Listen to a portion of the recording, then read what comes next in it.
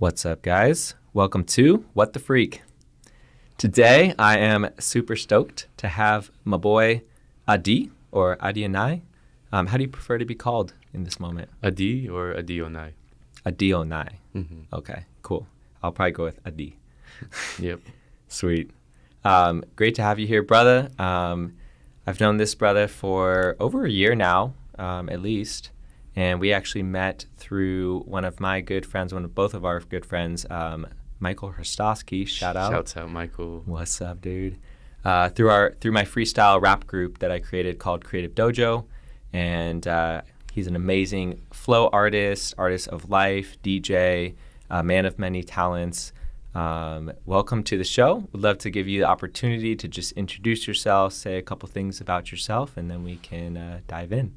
Right on. Thanks so much for having me here, brother. So good to be here. Hell yeah. My name is Adi, and I was born in Israel, moved to the States, to Palo Alto, California. Experienced a lot of sense of isolation and disconnection and depression and anxiety and all those feelings that make you feel like you're just on the wrong planet. Like maybe I'll never be understood, maybe I'll never be seen, maybe I'll never feel at home, because my spirit was always very much out of the box, very artistic, very creative.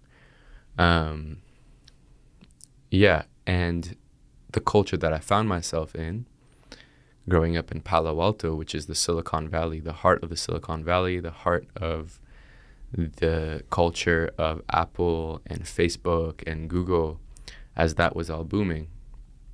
My generation was kind of like the guinea pig test dummy generation for what's it like when a child grows up with all these things that today seem very much ordinary.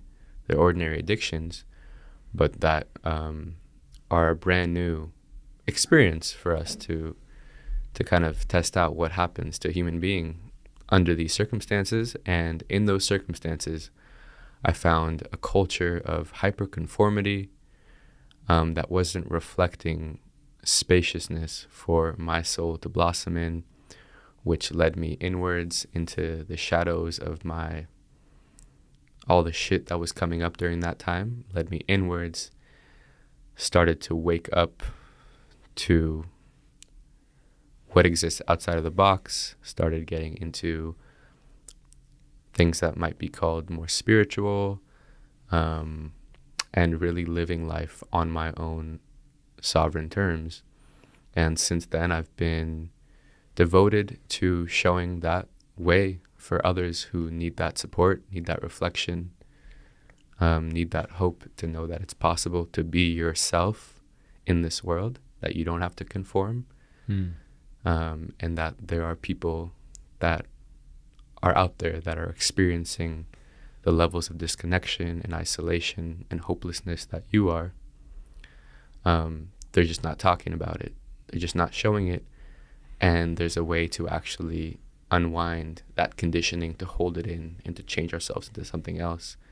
So I've been on a journey of uncovering what that looks like for me. And what that looks like for me these days is I'm a spiritual coach / mentor / what I call evolutionary guide, working one-on-one with people. I facilitate workshops and cacao ceremonies and song circles, and I DJ ecstatic dances and guide people through movement, through embodying their soul, through movement, all kinds of events, all kinds of gatherings, all kinds of workshops. And yeah, I'm a musician, I'm a rapper, I'm a freestyle artist, as you were talking about a little bit before. And yeah, just in general, an artist in service to this cultural renaissance that we're at, of really bringing through more of the soul that's been suppressed in humanity to help to reflect to the world more possibilities and reminders of what is available to us at this time behind the scenes of what culture is selling to us on the surface level, and just inspiring everyone to go deeper and bring forth that depth of who they are to co-create a more beautiful, harmonious, and liberated world, starting from that realization and connection within. Wow, beautiful. It's a bit of the summary. Yeah. Wow. Yeah. Thanks for having me. Dude, it's so good having you here, and I'm excited to dive in more about a couple of things you just shared about.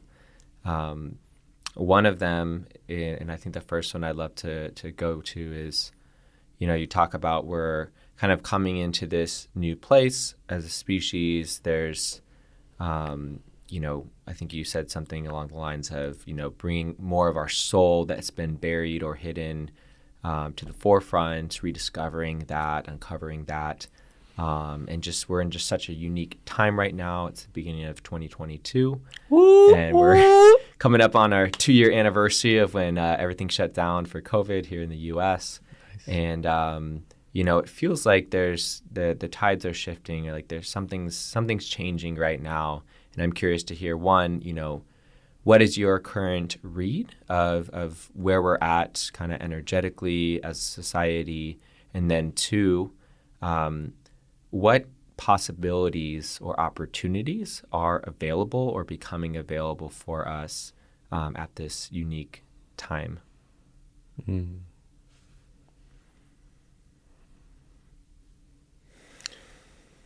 Such a deep question. Thank you. I thought we'd just jump off the diving board in the deep end to start. Where else is there to go? Yeah. But right here. Yeah, I think to me, just the numbers, the word 2022 is really exciting. I think we're at a point in between two worlds. The old world, if you want to call it, and the new world, or the new earth. I think we're right at the heart of it. Like you said, let's get right to the heart of it. Let's the depth of it. I think we're at a place where the opportunity is fully here and available for us to uncover who it is we are as a humanity and create a world that is based around that fundamental essence within all of us, which cannot be captured or contained by the cultural explanations and definitions and systems and institutions that have led us to this point here and now, that the Western world as we know it is built upon. So I think we're in a point of apocalypse. I think we're in a point of the breaking down of everything we've known to define our sense of civilization and society, and the breaking down of normal. And I think at the same time, it's an apocalypse in a holistic lens, not in a lens that demonizes death, but in a lens that understands that death is a process that is imbued in the essence of how life continues to rebirth itself into greater evolution and expansion, like a metamorphosis. So we're kind of like in the cocoon phase of a butterfly's journey. And yeah, I think this is an incubation right now where we're in a melting pot, thanks to the rise of technology and science, where we have all these amazing tools and infinite opportunities imbued and kept dormant for all these ages within humans that are now being exposed and brought to the surface to be available, to be made conscious and be understood and be integrated by the collective at large. So this is an opportunity to really have access to more information and more wisdom and more resource than ever before. Opportunity for the whole human collective to actually come together and share and find harmony finally. Find a way that everything synergizes and works together, and come out of all these years of believing we're separate and all these years of fighting each other and all these years of relating to the planet and to the web of life as if it's something to extract or take from or to harm. And so I see this as a time of great awakening. I see the time of coming to terms with all that's been suppressed within humanity up to now, all that's been unconscious, and in that process, making conscious what needs to be seen, what needs to be realized in order for humanity to actualize our full potential and take the big evolutionary leap that has been coming since the dawn of time and that civilization has been striving for. I think we're at the jump-off point, truly, where we have everything we need to create the world that is beyond our dreams, beyond what we can perceive or conceive, for how profound it's going to be. And I think we're at the time where all the concepts that we have of how the world should be or how life should be that are in the way of that infinite unfolding through the unknown, beyond what we've known, all those concepts are beginning to break down. And so we're in a time of crisis for the human ego, which is in this emergency for the human ego. Thank God, right? Yeah, it's the emergence of the soul. And there's many layers we can talk to about that. But I think we're at a 0 point of infinite potential and possibility to know ourselves and actualize ourselves as creation, and take power back by realizing that we are imbued with infinite creative potential and opportunity right now to really live life sovereignly, freely. We're at a time where we're being called to get really serious about the urgency, because shit is going to hit the fan a lot more, I think, than we've already seen even thus far. And it's going to challenge our creativity. It's going to stretch our capacity to wake up to what it means to be alive today and what we are choosing to focus our energy on. And how we're really exercising the gift of being alive. And it's going to force us to really live. I think we're in a time of great adventure and excitement, the likes of which we have never yet seen, and which will be forever looked back upon by the history books as that moment where it was like, whoa, what did they do with all odds stacked against them and all this crazy humanness from all these different angles and people and cultures flying all over the place? How did they come together within themselves and integrate this world that seemed at odds with itself, integrate it into one of symbiosis?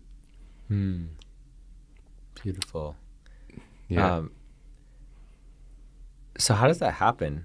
How do we, because like I so much resonate with everything that you just shared, and shit's getting real. That's where we're at. Yeah, shit is real. We're at the there's a meme that's like, we've been in the fuck around stage and now we're at the find out stage of humanity. Like the fuck around and find out. So it's like shit's getting real. We are finding out what happens. We're finding out about the fuckery. Yeah. So you are here. Shit is getting real. Yeah. We can't run away from our shit. We have to face all the shit now.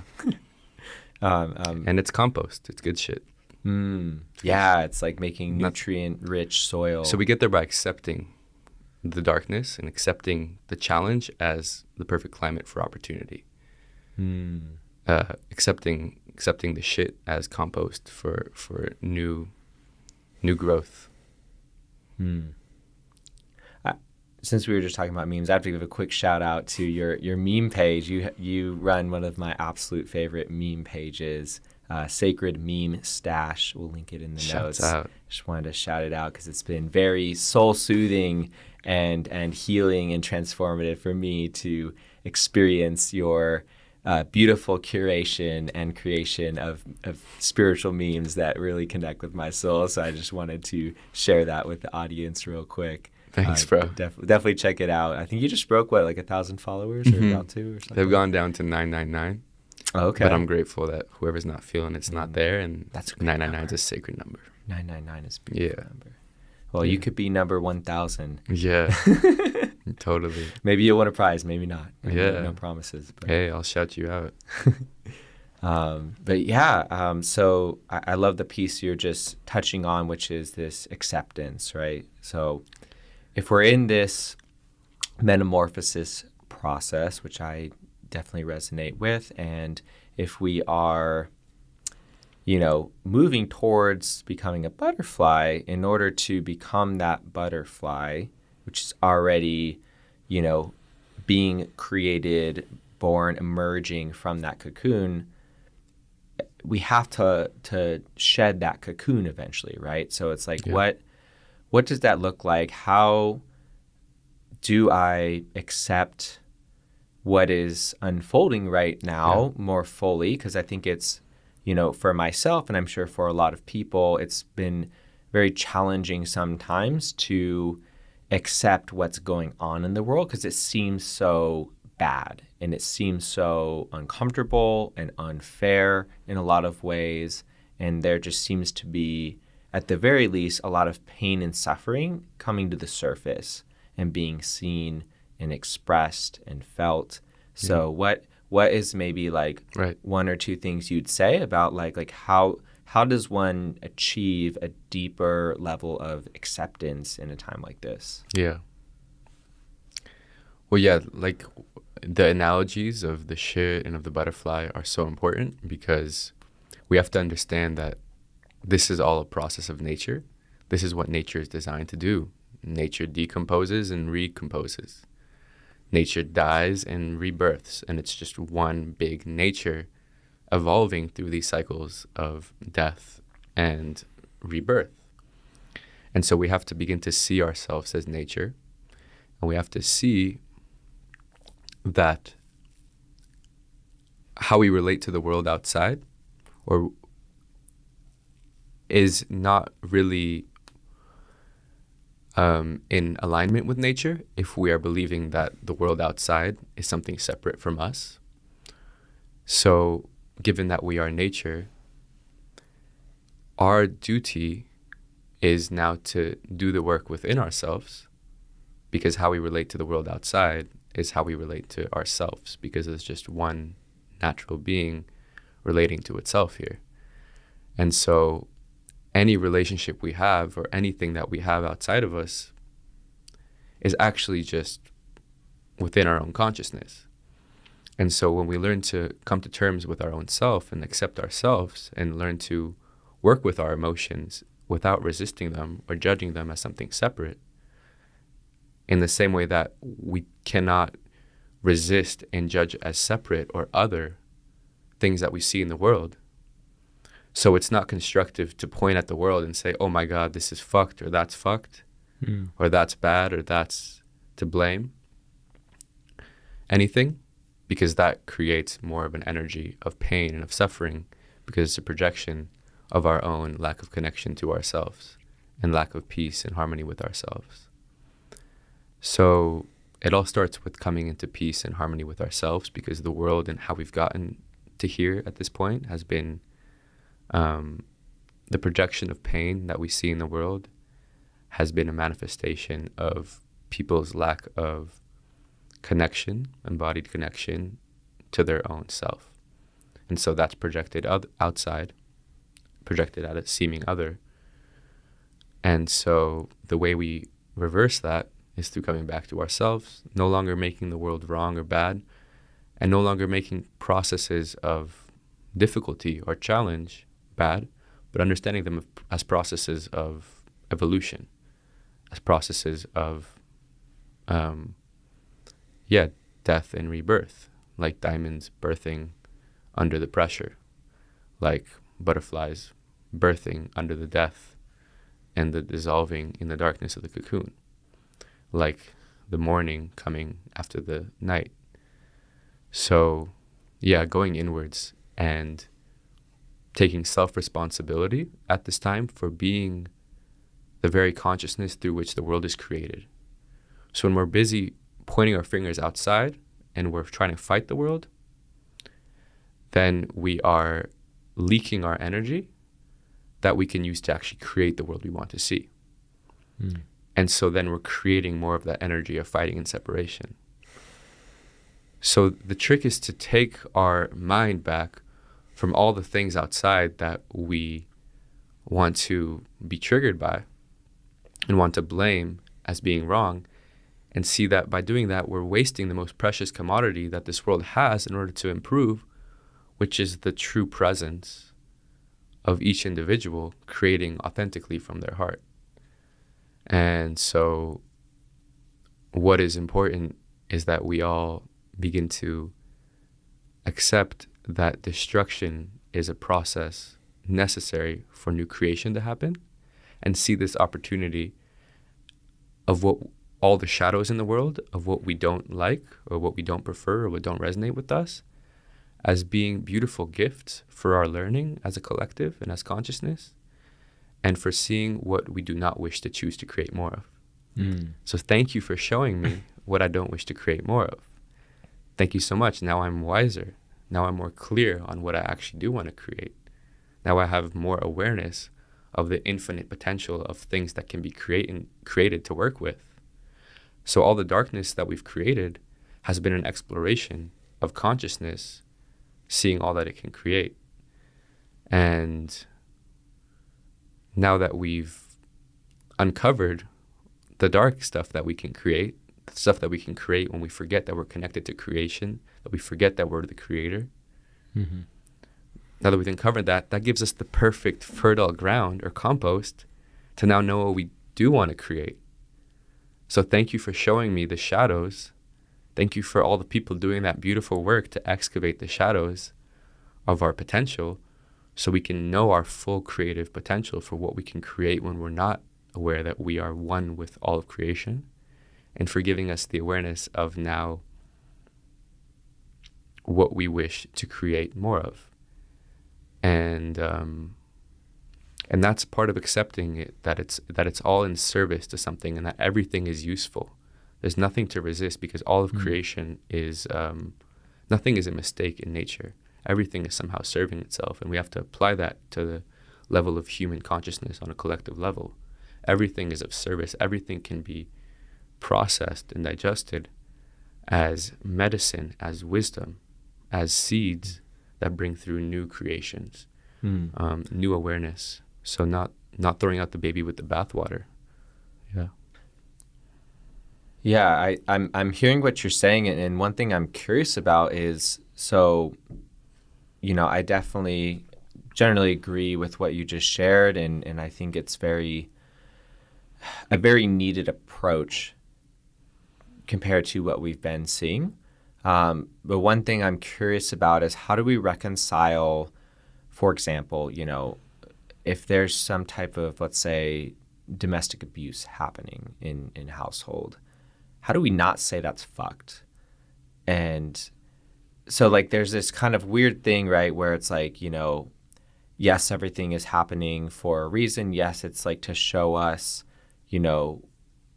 what we don't want to see, but that's happening. So it's I don't know how I could not say that that's kind of fucked, that that's happening. You know what I mean? So it's and yet I do agree, though, that I don't want to resist what is happening, or I don't know. I'm trying to come into there's two sides of this. One is definitely, thank you for showing me how not to act, and let me show up in a different way. Right. But then what do we do about the effed stuff that's still happening? How do I reconcile that? Because it seems in the long run, at least, going within and just becoming more of who I want to see in the world and the qualities I want to see in the world seems like the solution in the long run. But how do we handle all the fucked up shit that's happening right now that is just kind of fucked up? Yeah. Well, we do what inspires us. We address what feels called to be addressed from a place of creative inspiration.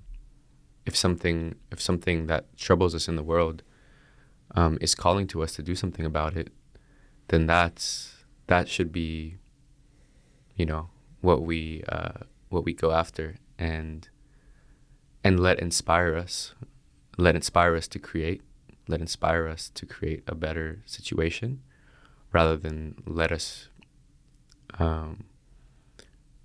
defeat ourselves in a sense of cynicism. Basically, I love how optimistic you are about this time too. And we have to be both optimistic and practical, but they have to go together. Being optimistic is the most practical thing you could do, because it keeps you open to the possibilities of how to work with what is practically here. And so I think it's important to note how domestic abuse, for example, or other things that are violent, are today, we are as a collective more of a fuck that to that than we've been in the past. So there's a steady exponential increase of the human heart sensitivity to things that are disrespectful to the human heart. That's really bringing rates of that down and bringing more awareness to these topics that in the past were completely normal. Oh yeah, you beat your wife? Cool, good. That used to be a thing. So I think it's important to know that is going to die out, and we're just in this awkward in-between phase between like, all right, how do we deal with all these things?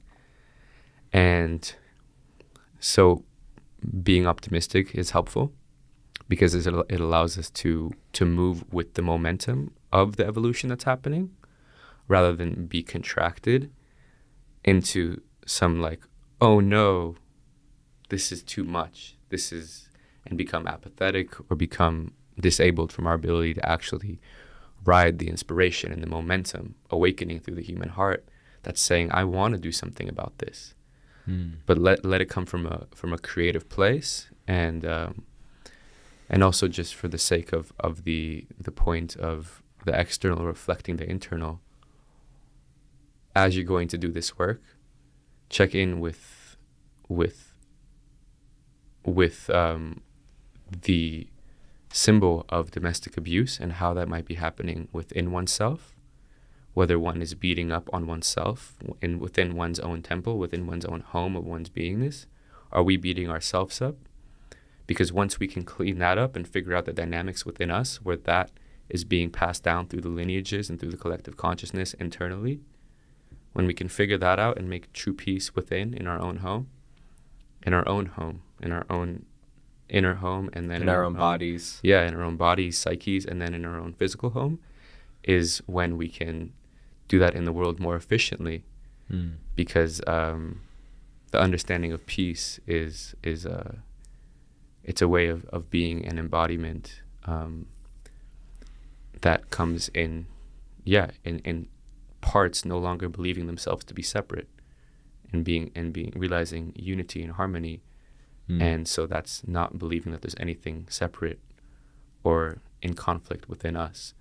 And so I only say that because that's an important piece, which is that we're trying to often clean up the world's ecosystem without first cleaning up our own closet and our own skeletons. Yeah. I love that. Two things I really heard in that I want to reflect back. One is, I think you're really touching in on this concept of a problem can't be solved at the level of consciousness that it was created at, right? Yep. So I really heard a lot of that in what you were just sharing. And kind of the other analogy that was coming through as you're speaking is, sometimes it's actually the most effective. We can be most effective when we actually pause and take a step back and go sharpen our saw a bit more, sharpen our axe a bit more, rather than just continuing to try to hack at the thing over and over and over again, and only really hacking away at the branches. Like, if that axe is not sharp enough to even try and get at the root of it.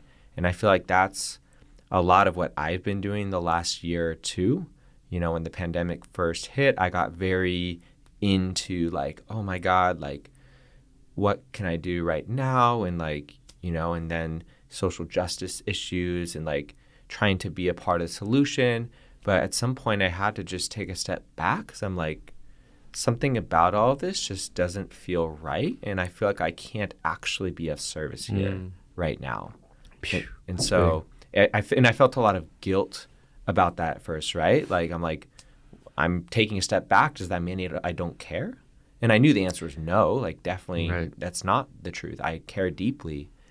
And yet I didn't actually feel prepared to be a part of the solution because I was so in the mix of the jumbled mess of the noise and the chaos and everything that I couldn't actually be a good anchor.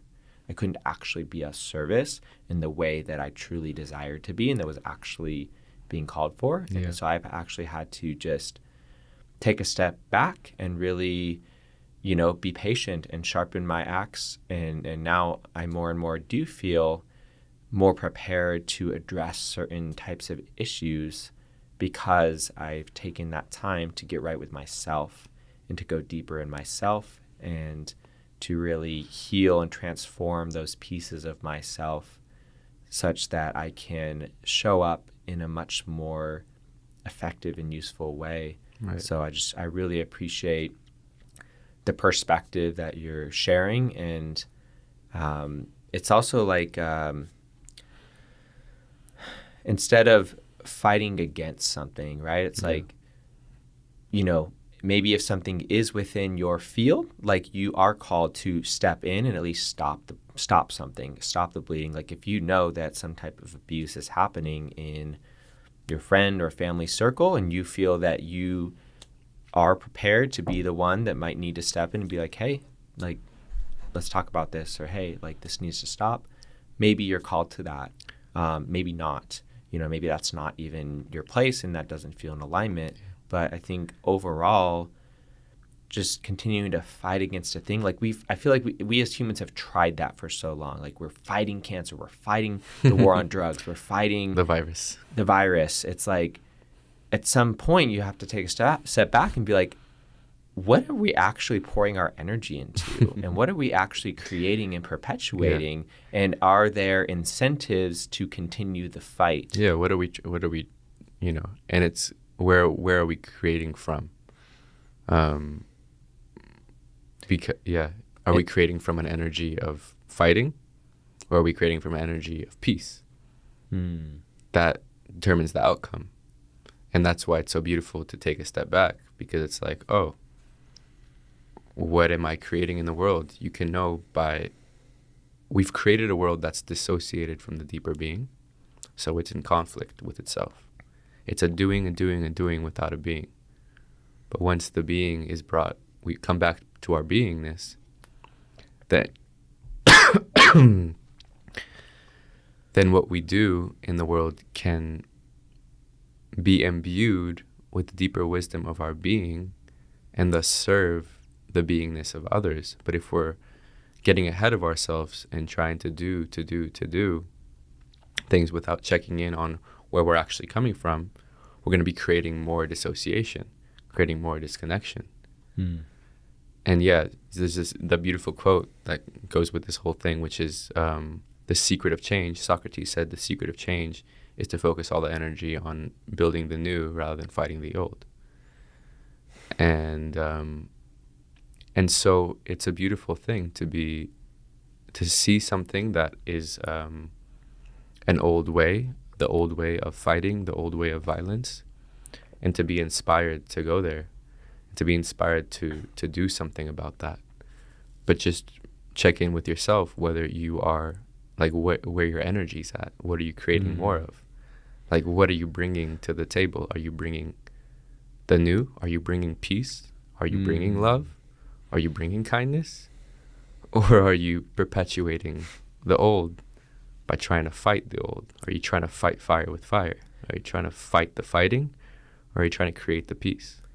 Yeah. Are you showing up to win the battle for your own self-righteous reasons, no matter how well justified? Or to prove that you're justified? Yeah. I think in a situation like that, when I get an energetic read on that kind of energy and intention, it's coming from this place that, like, that person hasn't explored deep enough within themselves or developed enough empathy and understanding and compassion and connection with a bigger vision of what humanity could be.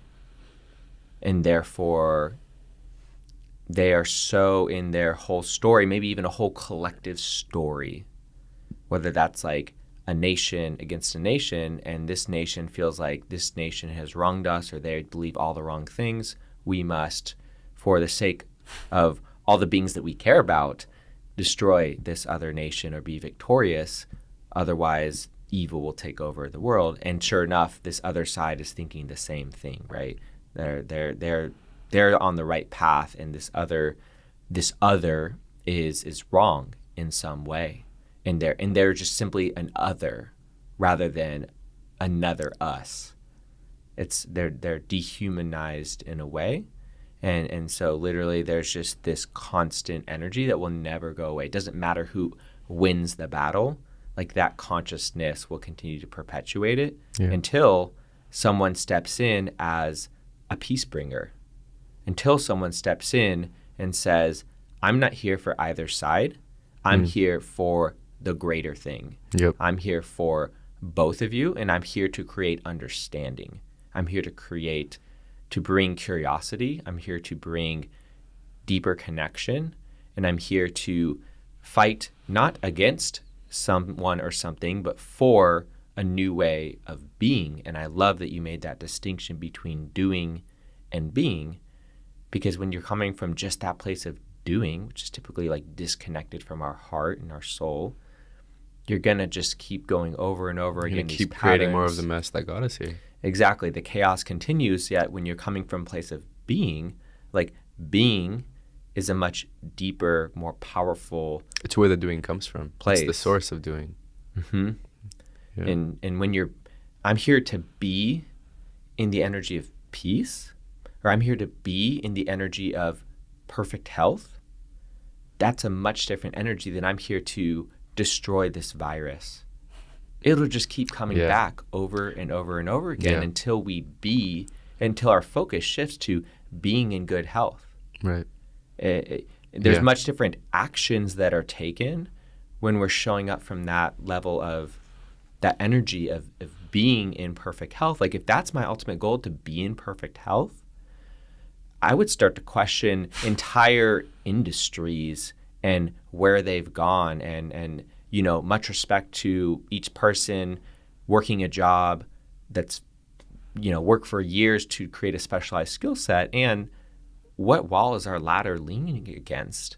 What energy are we actually pouring into? And maybe at some point long ago, let's say the pharmaceutical industry was rooted in trying to create better health of some kind. Clearly, that's not what's happening now, and that's not actually what they're bringing to the world. They're here to combat disease and perpetuate disease.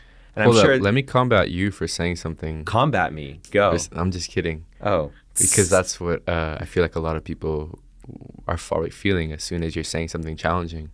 Oh, yeah. The desire is suddenly to shut you down and to combat you and to fight you, rather than to figure out where we can meet halfway, rather than to figure out how to integrate. Because healing actually means to make whole. Healing means to bring together parts that are in opposition. So to bring healing to the body is to bring the body into cohesiveness with itself, and to bring healing to the world now is to bring different cells, different parts of the body into communication, positive communication with each other, so that energy and love and resource can flow beautifully. And so it's such a beautiful point that we have been seeing the world and addressing everything from a militarized perspective, from a war perspective. This is what creates violence in the world. This is what creates dis-ease, is this energy of being against something, which is always against oneself, because we all share the same planet.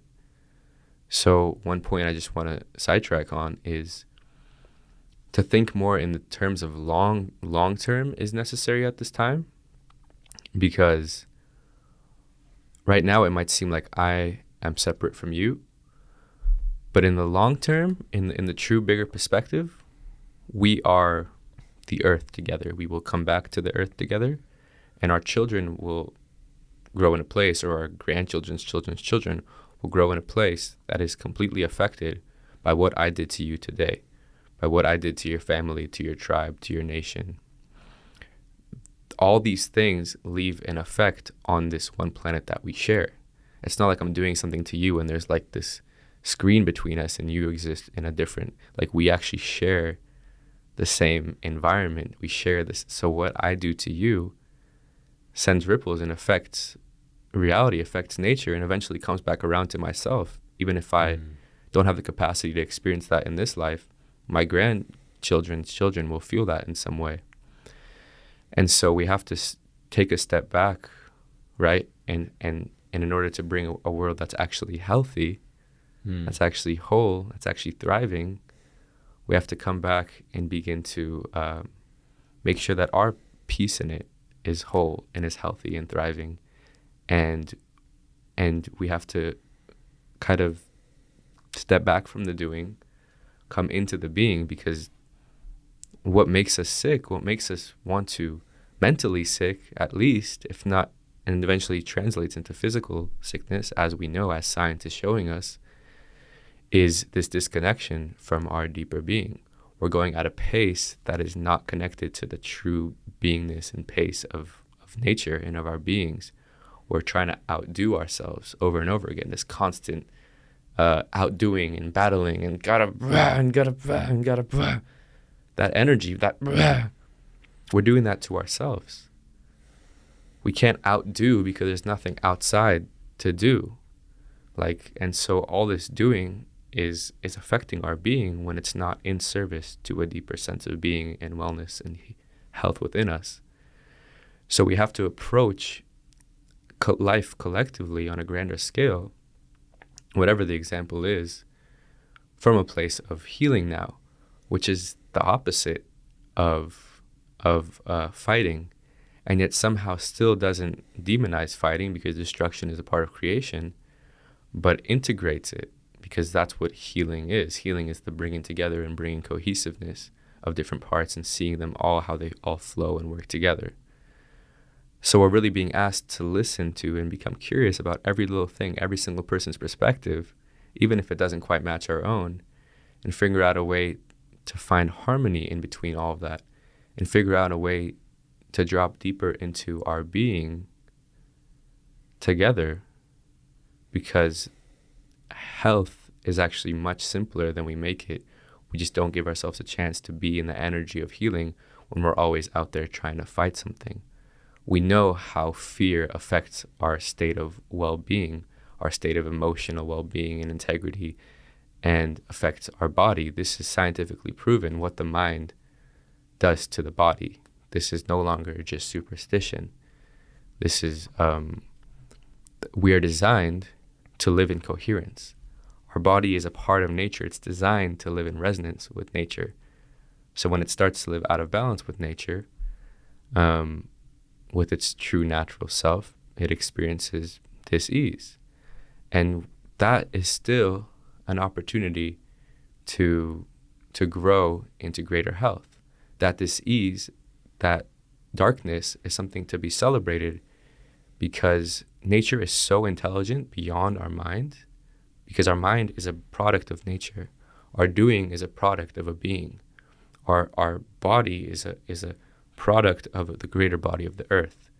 So to come all the way back to the deeper source from which everything is a manifestation of, is to realize that there is something much smarter and greater that uses everything, like we said earlier, composts everything as part of a greater process of unfoldment.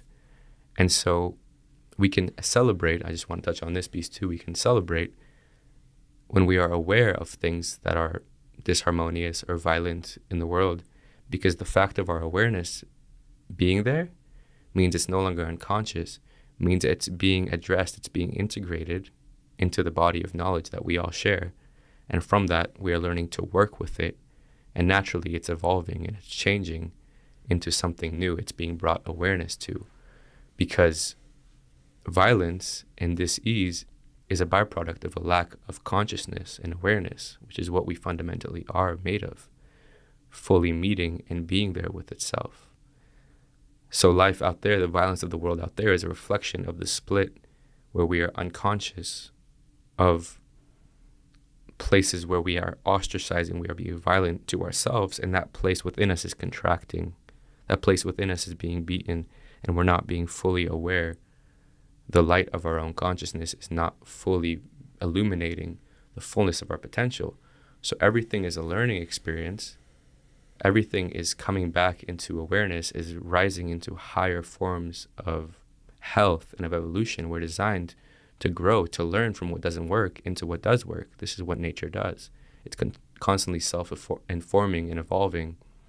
And so we can celebrate when something comes to our awareness that seems to not be in service to that, because the fact that it's coming into our awareness means it's coming back into integration. It's being metamorphosized into a more whole, more healed aspect of itself if we give it that presence, if we give it that pure beingness without trying to fight it or control it or push it away. But if we let it be welcome in that ecosystem of wholeness within us, we can see how it's a messenger of service and how it's informing us of a deeper need of belonging and of wholeness. Everything has a need to be in belonging and wholeness. When it loses touch with the sense of wholeness and unity, then it loses the resource of life that gives life to it. It loses its connection to the life that flows through it. So we're designed to thrive in community all together as a collective, because in truth we are one. And so that's why the most important thing we can do to get to that place collectively is to realize that internally, spiritually, so we can make ourselves available to that experience externally. And so that's why that experience of unity on a beingness level, of just feeling that we're already whole, already enough, even with whatever shit is going on in our lives, even with whatever shit we want to project is going on out there, that's taking away from our peace, that's taking away from the goodness and perfection of this moment, we can embrace all of that as being a part of the unity. And then we can see how that actually affects the way that life moves through us and we move through life to create a world that reflects more of that unity externally. So in that state of consciousness of the resonance of unity, Dr. Joe Dispenza shows this, Bruce Lipton shows this with his work with epigenetics, how when there's that state of resonance and cohesiveness and unity, then the body actually has a chance to function. All the parts of our psyche have a chance to work together rather than fight each other. And we emanate that field. We function from that field. We do from a place where the do is not in dissociation from the being, is not trying to run away from these negative things, is not trying to make these negative things, quote unquote, in the world go away, but is in a flow, in a dance with all of it, in a co-creative dance. And it's a beautiful thing to be a part of. It's a creative opportunity where we have the most epic freaking material to co-create a new world. But we have to be willing to be okay with the more dark aspects of life as part of the creative alchemy, as part of the ingredients of creation. The destruction, the death, the darkness, the violence is part of the creative alchemy. And so we have to equally get real with that and integrate that part of ourselves in order for unity and cohesiveness to be reflected. So it's not a dissociative love and light thing that doesn't acknowledge the darkness in the world, but that accepts that it's a part of it and learns to work with that energy as part of a greater creative play into more harmony, more health, more healing. And not be so quick to push those things away, not be so quick to push away and judge these things as wrong, because there are teachings and wisdom there of life when we stay open to them, when we stay open to those things as being reflections of ourself, as being emanations of nature, of truth. There is wisdom to be found here that is crucial that we listen to rather than trying to get ahead of ourselves. But we have to really humble ourselves now to all that is here to learn from, so that we can make really integrated choices that are integrating all these different components of the human experience rather than missing what's there. We have to integrate. We have to make conscious these unconscious things. And that's why it's great that we're becoming more aware of what's dark in the world. That's why we should celebrate more that we're becoming aware of the darkness in the world more, rather than let it make us apathetic. Because it's there to inform us to make decisions that can be aware of what our potential is and what we wish to create in a more informed and cohesive and integrated and wholesome way that doesn't have as much room to waver and loop into where we've been looping because we haven't fully addressed it and been with it. So I agree with all of that, and I think that's beautiful. I'm curious though, how does someone who has or is currently experiencing a lot of pain from the darkness? It's one thing to say, this is all a part of nature and the process. Totally, it is. We don't want to look away from it. Absolutely. But what happens when I'm personally experiencing that darkness in my own life? I'm experiencing the chaos and the violence of life. I'm experiencing trauma, or even just have experienced trauma, and my nervous system is reacting to that. And I'm stuck in these cycles.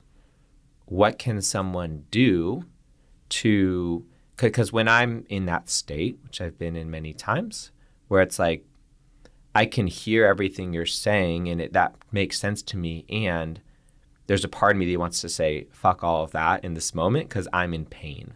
Yeah. And the darkness is real. And I can't just accept that it's a part of life in this moment because I'm experiencing or have experienced a lot of trauma that is still very present in my body. So like, what are some ways that someone can move through that and come to a greater place of wholeness when they're like stuck in their body with either past or current trauma or pain that's occurring? Like how do we break that cycle? Or maybe like, how have you for yourself broken some of those cycles so that you could actually authentically experience the world and nature in such a way that you describe? Because I think that's beautiful, and I wish that upon everyone, that we can experience the world in that way, and I do believe that's where we're headed. But I also know there's probably a lot of people who are currently stuck in their traumas, in their pain. So I'm curious to hear a little more on like what ways have you or could people break that pattern, break that energy so they can become more free from that. Yeah. It's the same thing. Just it can sound esoteric and it can be applied on different scales of thought, but it's very practical and real. So it's just applying that principle of embracing everything as part of the unity. So I would say embracing the pain or embracing the fuck that. Like for me on my journey was a lot of pain, a lot of discomfort, and it was actually beginning to embrace that. That was my spiritual practice. That's the practice of turning in and coming face to face with our being, and because the unity doesn't exclude anything. So the places of pain and trauma are the places that believe that they're separate because they haven't been given the presence of attention, of loving consciousness and presence. They haven't been embraced by our own awareness. So I would say it's to embrace wherever we're at and whatever is there. And in so doing, that thing, begins to move. Begins to rather than be calcified, because that's when it the projection of violence on the world is the projection of calcified or contracted places of pain within us that are seeking quick escape through not looking there because we don't have the tools. We haven't been given the tools. But the tools can be as simple as learning to accept and learning to love rather than neglect those parts within us, rather than shame them, rather than guilt them, rather than fight them. Learning to be there and feel those feelings that weren't safe to feel when we were growing up in a world that was emotionally illiterate and not fluent in presence and in acceptance and in love. So bringing love to the parts that feel most unloving. And in that sense, knowing that love and peace and unity aren't one specific way of being. They're the beingness that holds all ways of being. So moving through the fuck that phase is important as well. Like the fuck that, fuck everything, fuck everyone. That's an important piece. A lot of times we're not given the chance to fully develop into our sovereignty and into our ability to actually do what our heart wants to do. We're being hijacked by things that our culture or our conditioning is doing through us. We're not actually doing what we actually want to do. No one actually, on the deepest core level of when you're fully present, no one actually wants to do harm to another person. So coming to that place where we can accept those parts of us and reclaim the parts of us, turning that energy of fuck that and fuck you, like letting that emotional process, rather than be projected externally at other people, holding space for that part in ourselves to be there and to move. Because often when we project that angry energy outside, it's actually an escape from feeling it truly. It's actually an escape from truly feeling the emotional process, and what's under that is often deep levels of grief, but we can't access that deeper reservoir of grief without moving through the anger or the power there too. So we're not just here to be very soft and vulnerable and compassionate. Love is also fierce, and love is also strong, and love is also sovereign. So when we can access that fuck that energy, like for me in my journey, there was a phase where I was learning to make peace with that fuck that energy, learning to make peace with that rage, learning to make peace with that suppressed power. And in so doing, I reclaimed my sovereignty. I reclaimed myself, cut the cords with everything in my reality that I was still feeding energy unconsciously to, redirected that fuck that energy. It's really an inside fuck that that's happening. It's a fuck that to any thought within me that's feeding energy to other people. It's disguised as fuck other people and fuck the world. But what you're really fucking, what you're really cutting through is your own, the loops in your own mind that keep you from knowing that true sovereignty, that keep you from being in your authentic energy and expression. So if everyone had a bit more authentic fuck that, and a bit more of that within themselves, then what's behind that, then it would be free to finally, oh, I have room to breathe now. I'm in my own fucking energy. And now, and then it's a lot easier to love, a lot easier to bring compassion and peace and ease to the world, because that energy is designed to move. That fuck that energy, that anger, that darkness is designed to move. It's designed to flow. So expression can be a beautiful part of it, giving voice to it, like giving voice to it, and not giving voice to it because we need someone else to hear it and to receive it and to whatever. Fuck you, you fucking. It's like that can be helpful, but it can also be dangerous if we're doing it with an expectation that something outside of us needs to shift in order for us to feel that peace. But it's more so for the energy to move. And so it can be helpful to express those feelings.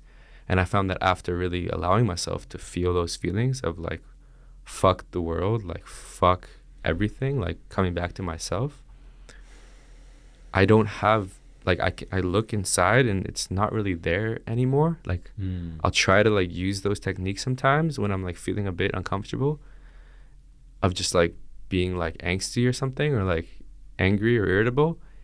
And it's not an authentic resource anymore because it's already moved through. Now it's like, what is an authentic resource more is just like the beingness that was there to like pave the way for me to access underneath it. Yeah, I'm really relating to that in this moment. I think what you're touching on is really powerful. Like a previous partner, someone I dated, as we were transitioning out of that relationship, going through. Thank you for asking that beautiful question, by the way. Yeah. So good. Yeah, no, it's really good. I was bringing feeling, it home. Yeah. I was feeling a lot of energy in my body, honestly, because I'm just so connected to the collective. I can just like. Oh yeah, the collective hates it when we touch on certain topics. I'm just like, oh shit, I feel activated in my body. Like there's really a thread here. So thank you for going there with me. The darkness doesn't want to be left out. It's important to talk about these things and to actually verbalize them, and even use a few fuck yous, in a podcast, because there's an important thread here, because so much of our energy is suppressed. So much of our expression and our feelings are suppressed. And I love that you were talking about, what I heard to, one of the most potent things I heard you say was like, you just need to feel it more. You need to feel it fully. Like go deep in the pain, like really feel it, because that's going to move the energy rather than resisting it. And that is such a powerful practice. Yeah. And for me, an example that came to mind is when I was moving through this breakup process with a partner, I actually hit up a very good friend who I knew could hold safe space for me. And he just gave me an hour to just go off and say anything I was feeling, and I knew I had a lot of love for this woman and still do to this day. And it was a beautiful relationship with its challenges, like many. But overall, like very positive relationship. I grew and transformed in a lot of ways, and I still care about this woman a lot and wish the best for her. But in that moment, there was a lot of anger coming up, especially since through this breakup process, she also was, starting to date somebody else. It was even all in full transparency, but basically I had a lot of energy that needed to be released. And so he just gave me the space to do that. I got to just scream and yell and basically tantrum and just say all the things that were coming up for me and all the ways I felt wronged and all the things that, made me angry about the whole process of that experience. And by the end of it, it was also towards this other man, this other human who, she was moving towards. And basically, once I got through that whole process, I felt clean coming out the other side, and I was able to actually sink back deeper into love. And I knew that anything that I said in that container in that hour, I was not like held or bound to that. And, I didn't have to actually mean anything I said in there, but the energy needed to move. And there was pieces of myself that felt threatened or wronged, or, my ego felt like it got poked or wounded in some way, and I just allowed the energy to flow, and by the end of that, I was at peace again. Yeah. And I could actually find genuine love for this human. But the point I want to make is, I wouldn't have been able to find that genuine love and care for these humans if I didn't allow myself to move that energy and to fully embrace what I was feeling, to feel it fully and express it in a safe container. Yeah. And that's what allowed me to come to actually even a deeper place of genuine love and acceptance and understanding. So I'm really all about feeling the thing fully, going deeper, having a safe space to express oneself. And that's what I honestly don't see enough of in the world today. Yeah. And one thing I feel called to create, which is also why I created the freestyle rap space that I met you in, is because I think that we need more spaces for authentic human expression across the range of emotions and experience. Yep, exactly. Yeah. Thank you for sharing that. Yeah. It's so powerful. Like I just look back on my own life and see how most of my years growing up, I had really no safe space to express a lot of what I was going through. I mean, God bless my mother for being there for me and my dad as well. But like it's like outside of that, and there's only so much I could even share with her or felt safe to share with her. And I just really wish that for this next generation of humans and for ourselves, us young adults, evolving humans, into more and more, running this world and holding more external power, that we create more and more spaces for safe, authentic moving of energies and expressing things. And I love that that's, I know something that you also have a passion for, and DJing ecstatic dances and things like that. Like that's such a beautiful practice and space to move energy. Yeah, absolutely. Yeah. Also, screaming, like roaring, raging, letting that energy move through. We're told that we're not allowed to say, fuck that. We're told we're not allowed to be powerful. But that power, that anger is a healthy response to the suppression of emotion. So when emotion is suppressed for a long time, it might need that anger to help it to help the blocks to be burst through, so that the deeper rivers of grief can flow. And beneath that is just love and compassion and understanding. And anger is also an energy of change and transformation. Yeah, it can it's a be fire. That, wow, like there's something that I need to utilize this energy for, and, use it for, creation or for sacred destruction of that which no longer serves. Yeah, and I want to touch, I love that you brought your mother and father into this, and that they supported you in this journey. Because a lot of this process is coming back to the reparenting, if you want to call it, or discovering the mother, the feminine, and the father, masculine energies within us. And that's how we actually mature from this species that's currently having a tantrum, this immature species that's like at the playground, like hitting itself, like hitting people, and just like, and everyone, hit me, and just we're all just a bunch of toddlers just fighting with each other, and we're really being called to grow up and to mature and to be the ones to say, hey guys, quit fighting, like chill out, you're in the same, have fun, so on the playground, like, and just kind of snap people out, and like, and so we can learn from this wisdom, because these parts within us are children, our literal child selves that weren't allowed to fully emote in a loving container, because we are still uncovering how to hold space for that in our culture.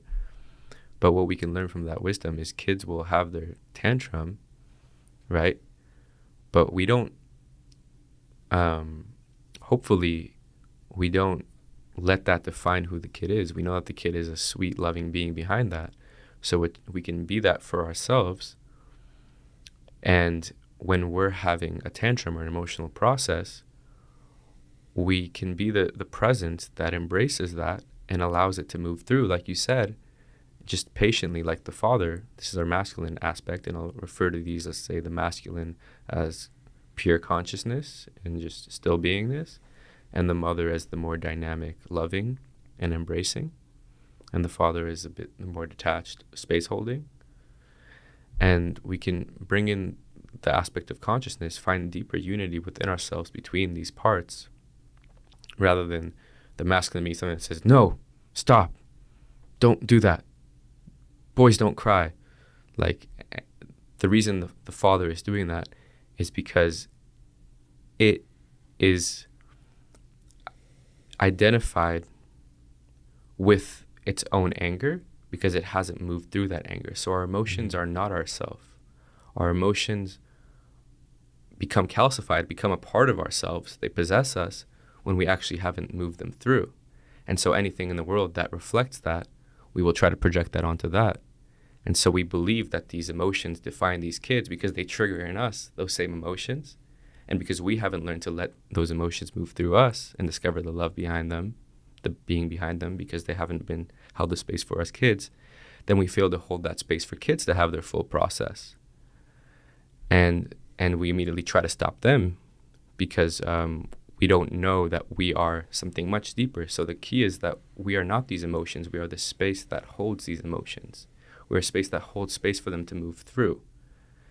And and not get identified, not make an identity out of anger, not make an identity out of sadness, or not make an identity, but truly in presence. And we can also be there as love. We can be there as the mother and love and care for these parts and help them to calm down and relax. And if they're really throwing a fit and they don't want that, you can be like the father and really just observe and be present. And it's that ability to both be involved in and loving and caring for, and also to be somewhat detached and know ourselves to not, and just wait for that tantrum to die down and to move through its process. That eventually allows that inner child aspect to evolve into these aspects of ourselves, but we don't have the imprints from our environment necessarily of what that looks like, what that feels like. So we have to learn how to be that for ourselves, and it happens internally. And then when those emotions, those inner child repressed aspects, or those inner teenager, that angsty teenager repressed aspect, have a safe space in our consciousness and in our love to move through, then they begin to integrate, they begin to mature, they begin to evolve into more healthy expressions.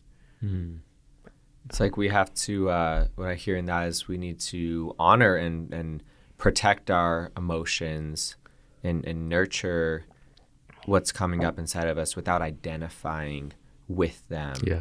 It's like, and I love the term reparenting. It's something I've been really exploring a lot over the last couple of years. And I just really love how you speak to it in such like a, caring and nurturing tone of like, when there's a lot of pain, and I think this is kind of the last subject we can kind of wrap things up on, when there's a lot of pain inside, which I think just a lot of people are experiencing right now, a lot of pain, discomfort, confusion even. I think that's a really helpful perspective, one that's been really helpful for me at least, to view myself almost like from the observer as like a more parental energy, more of like a guardian protector energy, as like a little child. It's like, oh, like, look at this little child, like this child is so upset right now. It's like, how can I just like embrace this child? How can I love this child? How can I give this child space to feel and express and move through these energies and these emotions that are coming up that's like uncomfortable in their body? Like it probably is pretty intense, right? It's like probably a lot for this little body to hold that hasn't been, trained or refined Creating or cultivated. a safe container too. That's the inner father I hear you talking about is what is that safe container? Like how can we make sure that this is happening in a more in a way where that's not leaking out onto other people unnecessarily, but where that process can happen.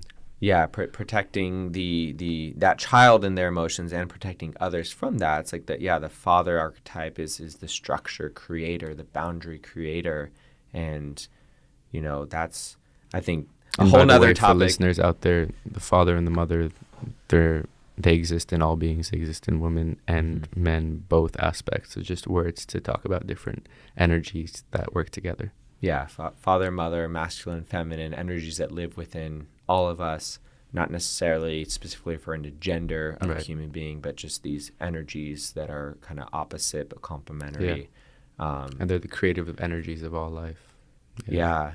So I think that's like a really good piece to kind of end things on for this whole conversation about, where we're at right now in the world. And I think that is a really valuable perspective that you brought and that we got to chat about. I want to touch on one more piece. Yeah, no, I'll give you. Cool. Sweet. Yeah, for sure. But for me, that's a really powerful tool that I've used to help myself to navigate the chaoticness of the last couple of years, and what gives me strength and rootedness and a deep faith in my ability to navigate what is to come, because I don't know exactly what the next few years are going to look like, or even the next few months are going to look like.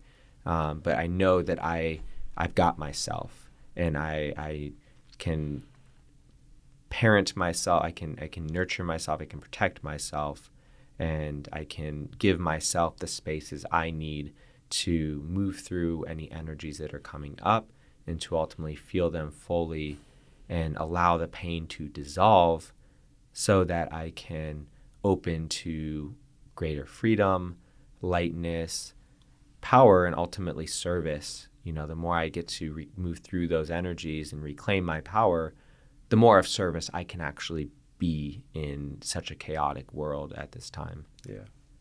Nice. Yeah. And part of the medicine also, speaking of the masculine, so part of the medicine of the feminine is that it embraces, and it's like water, it flows and it embraces everything within it. And that's very beautiful and very soothing for parts that have felt isolated, have felt dry, have felt hardened in the masculine without a connection to the flow. There's also times where we can drown in our emotions and drown in the flow, and sometimes the masculine structure is helpful to snap us out of that and because we're not just pure emotion, we're all these different aspects. We're not just feminine, we're also masculine. And sometimes it's okay to snap ourselves out of that and have a part of ourselves that says, okay, you've had a tantrum enough. Snap out of it, in a loving way, in a way that's hopefully integrated with the feminine. So it's not dishonoring that part. It holds space for it, but it knows when it's just drowning itself. It knows when it's actually not of service to its deeper potential for freedom. And so often we can also get lost or stuck in the feminine and the toxic feminine, not just in the toxic masculine as well. So the masculinity has a place within us where we can familiarize ourselves with equally on a deeper level of presence and purity and clarity than we've identified with masculine as we judge it to be as toxic. And also, the last piece I want to touch on is, and then there's the inner child that we've been talking about, the wounded child. But a beautiful and important resource for this world, for addressing this world and all of its darkness, is to liberate our own inner child, right? We have to be the change. What we wish to see in the world, we have to be. And so liberating our inner child and allowing our authentic joy, our authentic play, our authentic creativity and limitless thinking and enthusiasm and excitement to be unhinged, right? And we talked about our inner teenager as well, which is important, our rebel that might have not had its inner child fully honored, but we can create a society where the teenagers don't have to rebel when we truly make them feel connected in their sovereignty, when we truly give space for children to trust their wisdom and give them permission to just forget about the tantrum that they had 2 minutes ago and suddenly go running in the field in the next moment. Because if you notice kids, they can switch in a second. And oftentimes a lot of their processes that they're going through are mirroring things going on in their environments, unconsciously absorbing and reflecting that back, as well as deeper epigenetic ancestral woundings that are happening. Not to mention past life stuff, if you care for that conversation. So giving permission for ourselves to play and to be spontaneous and excited and limitlessly inspired by this world, and like, oh, something's wrong in the world. Oh, come to it with our innocence and our love. Come to it with our creativity and our playfulness. And as we do that, we can truly allow the seed of brilliance of creation within all of us that's been suppressed through adults projecting their relationship with their own inner child onto children outside of them, their lack of integration and liberation of that part within themselves onto children outside. We can hold space for the children of the world to begin to live lives that they don't have to heal from, that they don't have to project their unprocessed shit onto more children from. And so what's really important is how we treat children out there and how we allow our own inner child to be truly innocent, for us to know our innocence, to know that no matter what we're moving through, we're not bound, not to let train our own inner child to have its processes, but not identify with them. Because when a child isn't heard in its process and isn't given space to have that process calcifies and unconsciously becomes an unconscious part of it. It becomes a part of it because it doesn't have space to move. So as we let our inner child have its processes more, it doesn't have to identify so much with these parts because they've moved through already, and more of the freedom can be here, the true play. And that's what we all need more permission to know. That's what we all need more of in this world. That's what we're trying to see. We want to see a world where everyone's happy, playful, thriving. And so we have to let ourselves be that, give ourselves the grace to be that and to move from that infinite presence that isn't bound by any story of the past or what we should do or what this and that is, because that's how we create more of that in the world. That's how we have more access to our infinite creativity to come through us without our jadedness and without our cynicism and without our apathy and all the ways that constricts our life flow and creates disease in our being and projects a disharmonious world externally. That doesn't honor children and doesn't honor that tender seed of playfulness that just wants to love and be free and be happy in all of us. So we have to do that work of reparenting ourselves to allow that freedom to happen. And these parts do integrate into a happy family inside us. The masculine, the father, the mother, and the child within us. We can know all these as parts of ourselves. This is the divine trinity. This is creation. And it exists within us. It's the whole human family is within us. And these parts that seem separate, the man and the woman in the world and the children in the world, they're parts of us. And so as we get to know these parts in ourselves, they begin to integrate into a new kind of human where it doesn't treat what it perceives to be other as other. It treats these people with different bodies as aspects of itself. And this is the metamorphosis we're going through into an integrated being that is healed and whole and welcoming all parts, all aspects, shadow, light, masculine, feminine, destructive, creative, child and adult, and reflecting a world from their being and doing.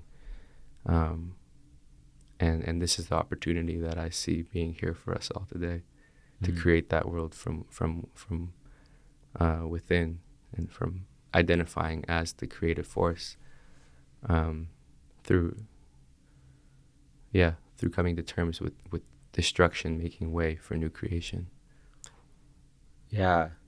One last piece I want to just reflect back of something I heard in there that is really powerful is, if I have a healthy relationship with my inner child, one, I'm not going to be causing harm to the children in the world because I am at peace with my own child within me, and I treat myself in such a compassionate and supportive way. Thank God.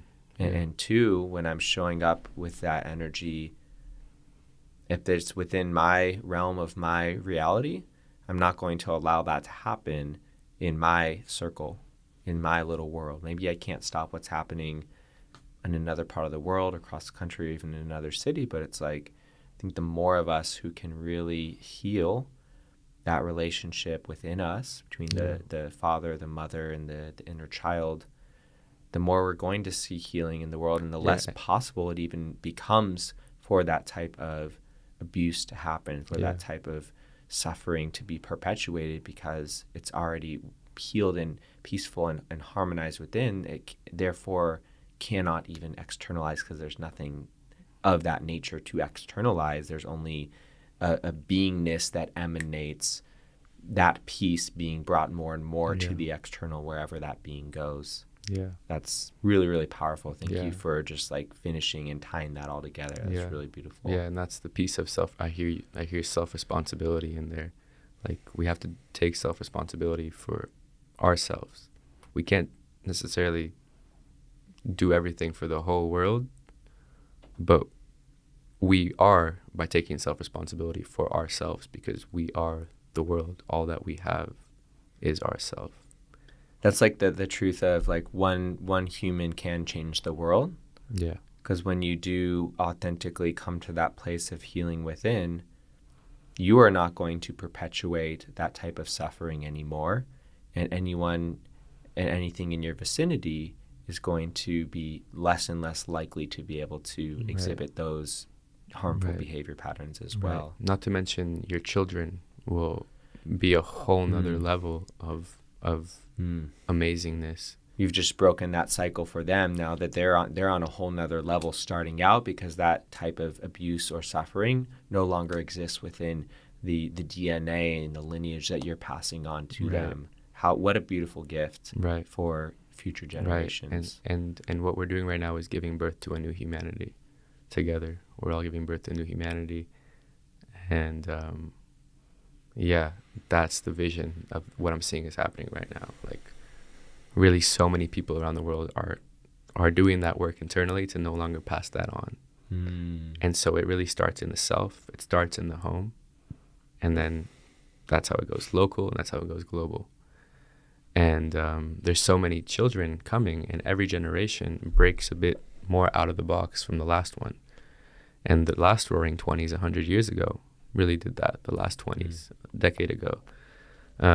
In each generation has the opportunity. I was just talking to my mom earlier today, how she experienced certain cycles within her family that she was like, not me. Like, I see that.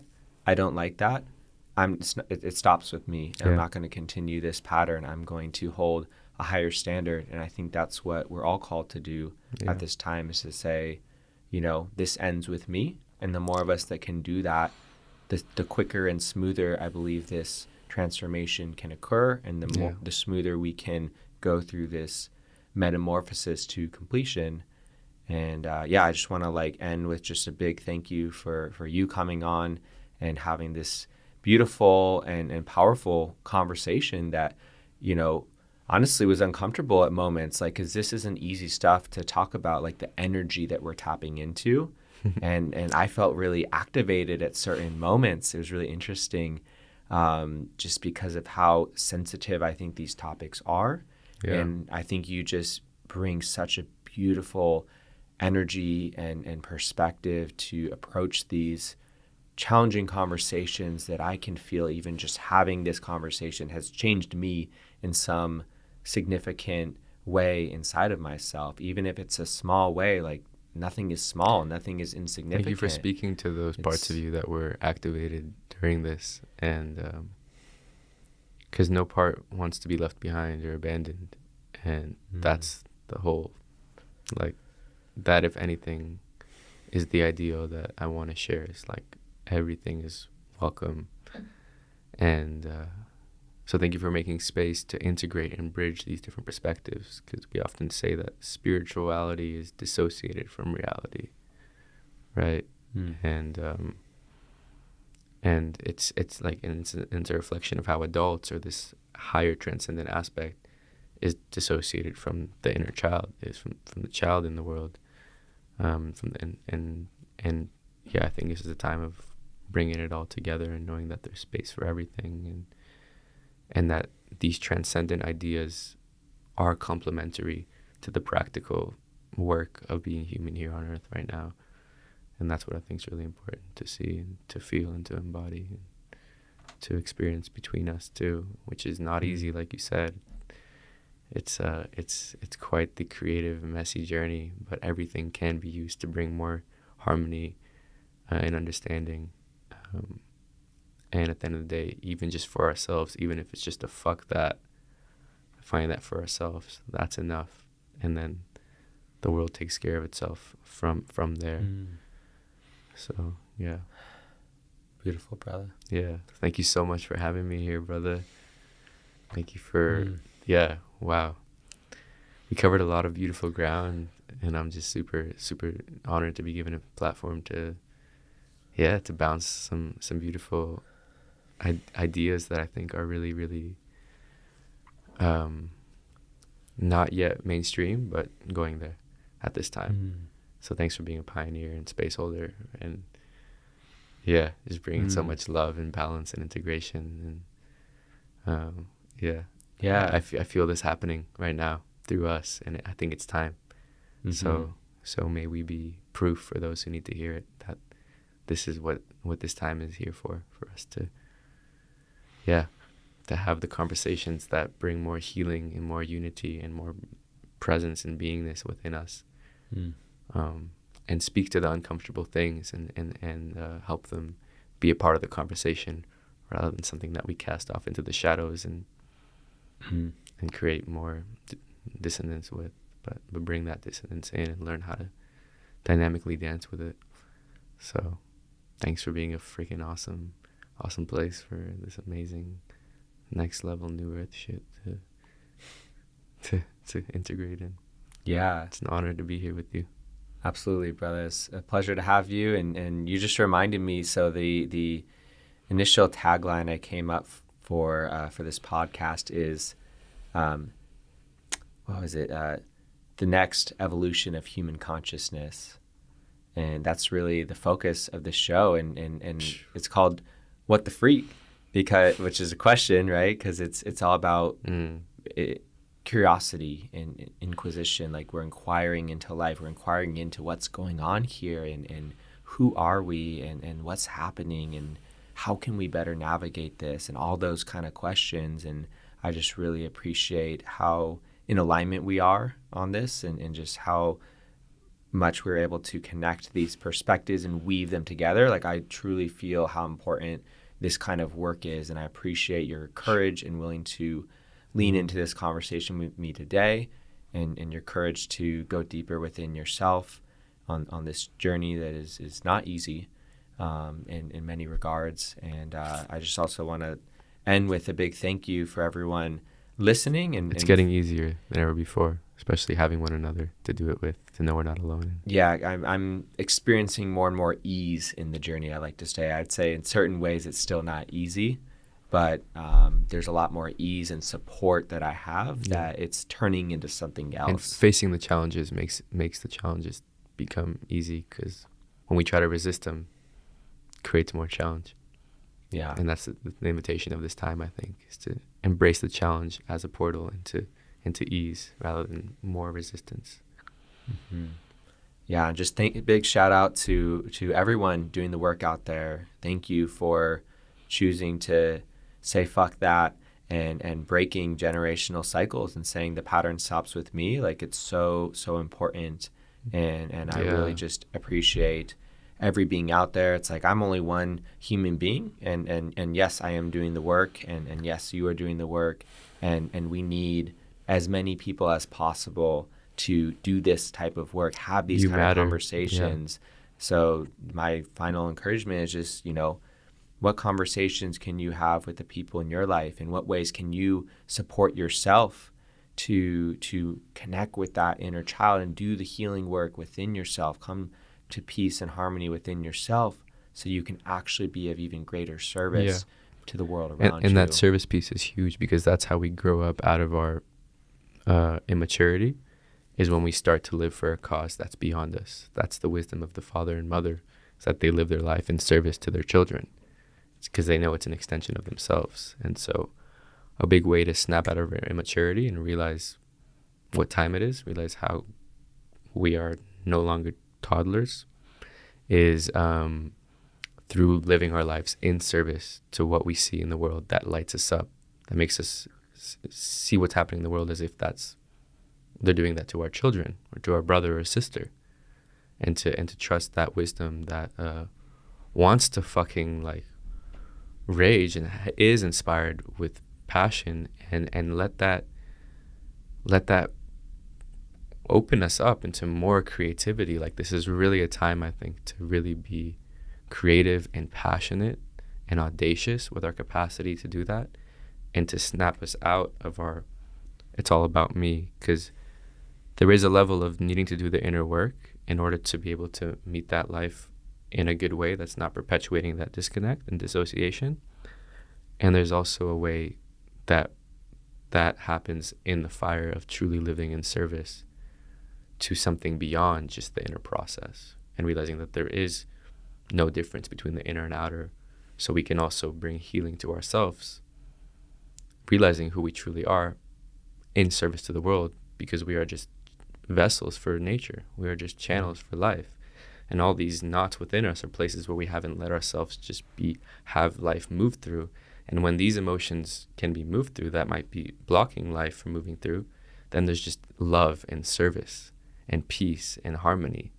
So this is an invitation to also trust that things can be more easy when we stop being tyrannical and fighting with ourselves, tyrannical to ourselves, fighting with ourselves, being oppressive to ourselves, being violent to ourselves, and give space for the inner child's wisdom to guide us beyond the edges and into the maturity, the self-responsibility that lives life on our own authentic terms, and finding that authenticity that is of service, finding that authenticity that is of love, that does feel the darkness of this world, that does feel the darkness within ourselves, and sacrifices our selfishness in service to creating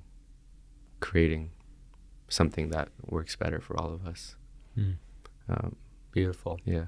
Thank you, brother. Thank you, everyone, for listening in. And trusting it can be easy. Trusting it can be easier than we've known it can be. That's my invitation. Thank you. Yeah. Thank you so much for listening. We will catch you guys next time. And have a beautiful day, night, morning, evening, whenever it is. Love you. Thank you so much for being here, everyone.